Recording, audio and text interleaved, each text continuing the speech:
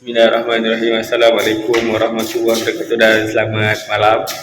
Okey, pada video kali ini saya nak kongsikan kepada korang semua yang takut nak buat keputusan lah.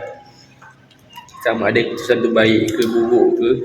Yang pertama, korang kena sedar yang apa-apa keputusan korang tu ada kesan sampingan ataupun ada consequences. Okey, ada kesan dia. So korang kena ambil keputusan yang tepat lah, tak kisah sama ada nak ke kiri ke ataupun kanan ataupun tengah, ke depan, belakang atau bawah, kita pulang. Okay? Tapi korang kena sedar setiap keputusan tu ada consequences dia. Okay, jom aku fikir sekejap macam mana. Dia macam ni lah. Ini engkau, ini hidup engkau. Engkau ni macam ditekan lah daripada segala arah. Engkau hidup susah, lahir pun susah kan. Kawan-kawan pun tak nak kawan dengan engkau.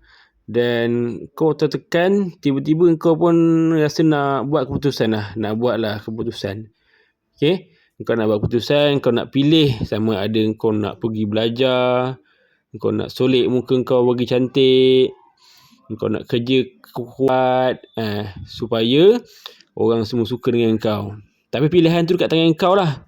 Sama ada kau nak pilih buat benda yang baik jadi baik, ataupun kau nak pilih jadi buruk dan buat benda-benda yang tak elok. Okay, semua tu ada kesan sampingan.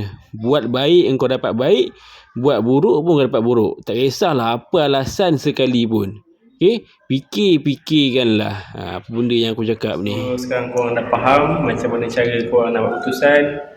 Okay, apa-apa yang korang buat tu semuanya datang daripada korang lah. Semua datang daripada diri kita sendiri. So buatlah yang terbaik. Okay, itu sahaja daripada saya. Assalamualaikum warahmatullahi wabarakatuh dan selamat malam. Bye.